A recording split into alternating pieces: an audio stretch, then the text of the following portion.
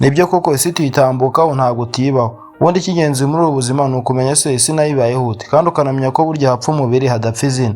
Ase nk'ubibaye ngombwa buri wese aka kanya ko ugomba gupfa, hari uwamenya ko wapfuye? Igisubizo abenshi muri mwe ndabizi ni oya. Muri iki kiganiro tugiye kuvuga ibitangaza, ubunararibonye n'ubwitange byaranze muri legend mu muziki nyarwanda ariwe Jay Polly. Nitwa Habyarimana Emmanuel, mbahaye ikaze. Ubundi Jay Polly abantu benshi mwamenye mu njyana ya hip hop mu Rwanda, izina rye ry'ukuri ni Tuyishime Joshua.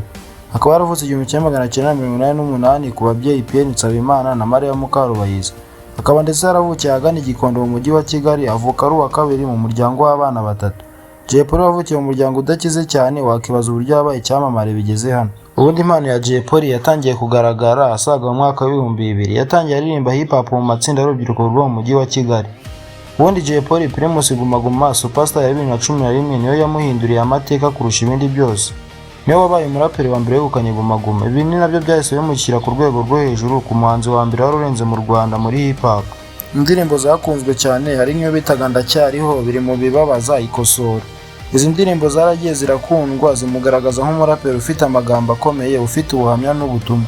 Flow n'ijwi rye byari ibintu bihambaye, wumvaga neza ukumva biguhinduriye amateka nawe ubwawe. Gusa nubwo Jay Polly yari ameze utya, nta buzima butagira ingorane cyangwa bugira ibibazo.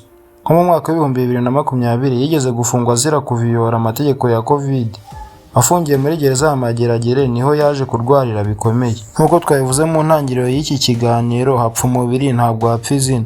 Yafashije hip hop atuma yubahwa nk'umuziki w'abantu bakuru. Ariyo mpamvu abaraperi benshi izina rya Jay Polly baryubaha, kandi mu baraperi benshi baririmba ubu ndahamya yuko ari umwe mu bagize uruhare rwabo mu byo bakora uyu munsi. Umuraperi wumva ko mbeshye ahakane. Jay Polly yaragiye yandika amateka ku rwego rukomeye mu gihe cyiwe. Gusa twese nk'umuntu ku itariki 2 Nzeri 2021 nibwo yaje kwitaba Imana. Nk'uko twabivuze, hapfa umubiri ntabwo hapfa izina. Yaragiye, gusa amateka ye n'ibikorwa yakoze biracyavugwa kugeza na n'ubu. Niba nawe warigeze gukunda Jay Polly cyangwa umukundana n'ubu, siga agatema muri comment, kandi ukande subscribe kugira ujye ubashe kubona andi mateka n'ibintu byagiye biranga ibyamamare nka Jay Polly.